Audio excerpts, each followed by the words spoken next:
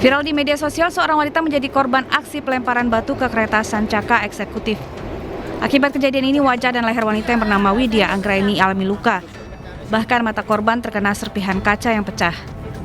Dalam insiden ini, ada penumpang lain yang juga terluka terkena pecahan kaca. Lewat keterangan di media sosial, pihak PT KAI menyatakan peristiwa terjadi saat kereta melintas di antara stasiun Klaten dan stasiun Srowot di Jawa Tengah. Setibanya di stasiun Solo Balapan, kedua penumpang diperiksa dan diobati oleh tim medis dan dibawa ke Rumah Sakit Triharsi.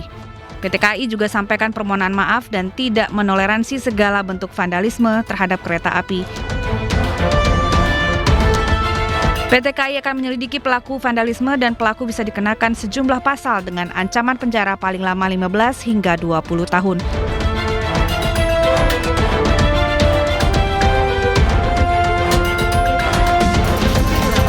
PT KAI memohon masyarakat tidak melakukan aksi vandalisme ke kereta api apapun alasannya, karena dampaknya berbahaya bagi perjalanan kereta api. Iya.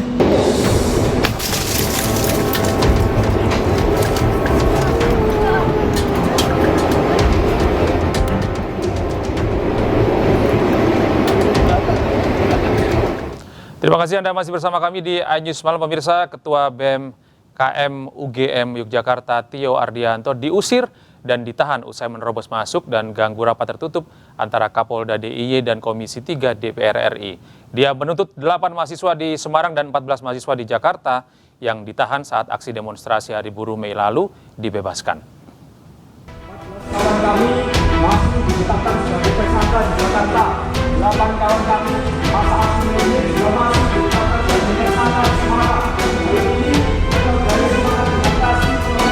Viral di media sosial aksi dan orasi Ketua Badan Eksekutif Mahasiswa Keluarga Mahasiswa Universitas Gadjah Mada Yogyakarta, Tio Ardianto.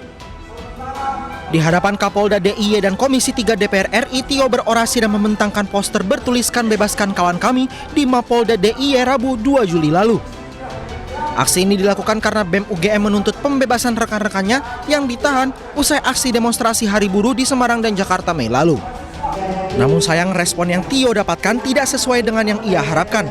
Para pejabat yang ada di ruang rapat justru menertawakan orasinya. Sementara itu, Tio juga mengaku usai aksi dirinya diusir dan sempat ditahan selama 1,5 jam. Bebaskan kawan kami di Semarang, di Jakarta.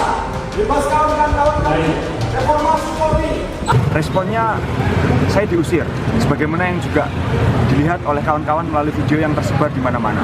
Kemudian selama 1,5 jam saya ditahan setelah sempat mencoba untuk pulang dan kemudian kunci saya diambil ketika mau mencoba pulang. Nah, ini yang terjadi setelah saya melakukan aksi protes tersebut. Nah, ketika 1,5 jam ditahan di Polda DIY, saya sempat diinterogasi, ditanya terkait motivasi, apa yang sebenarnya dikeluhkan, seolah-olah apa yang terjadi di Indonesia ini satu peristiwa yang mengenaskan betul tidak diketahui oleh mereka. Terkait hal itu, pihak Polda DIY membantah telah melakukan penahanan terhadap Ketua BEM KM UGM itu. Mereka cuma ditahan sebentar atau gimana, Pak? Nggak ada penahanan. Dimintai keterangan aja ya? Nggak ada. Nggak ada. Kok informasi Jadi dari mereka ini undangan, resmi, Pak. Oh, resmi. Iya, namanya diundang, datang. Tiba-tiba Ya, dia bentangan. nyampaikan pendapat, ya itu kan haknya dia kan diundang. Oh. Ya, nggak ada penahanan. Dalam nggak ada kaitan pemeriksaan. undang aja. Oh, diundang aja ya. Iya.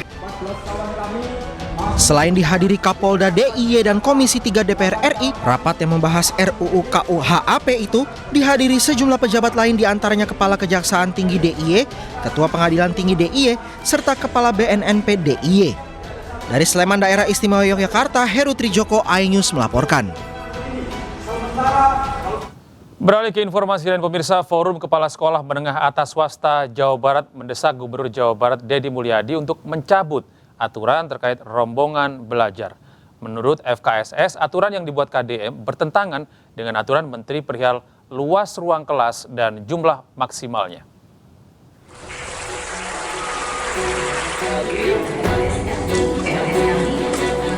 Gubernur Jawa Barat Deddy Mulyadi mengeluarkan keputusan Gubernur Provinsi Jawa Barat tentang petunjuk teknis pencegahan anak putus sekolah jenjang pendidikan menengah di Provinsi Jawa Barat.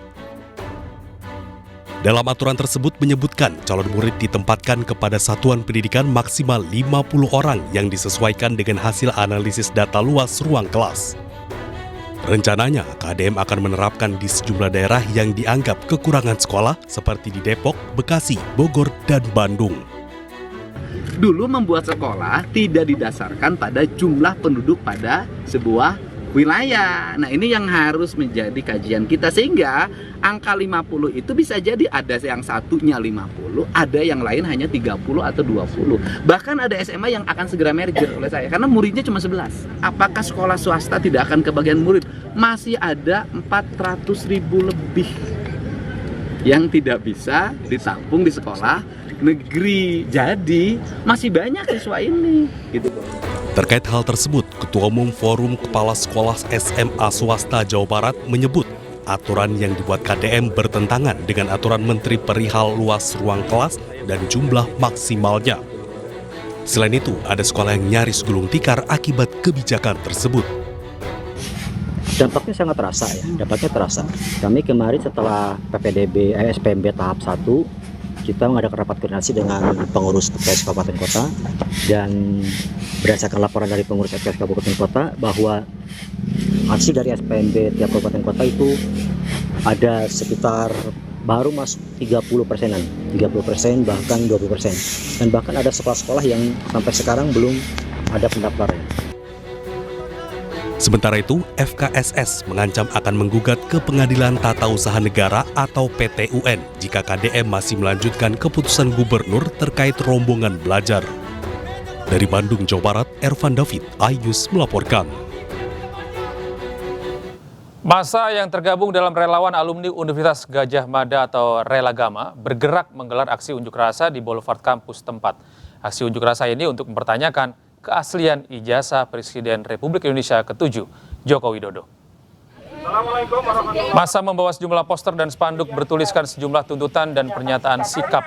Massa aksi menilai polemik ijazah Jokowi yang diragukan keasliannya telah menjadi bola liar yang berpotensi memecah persatuan dan kesatuan bangsa. Mereka mendesak Jokowi dengan sukarela dan itikat baik menunjukkan ijazah sarjananya kepada publik apa adanya.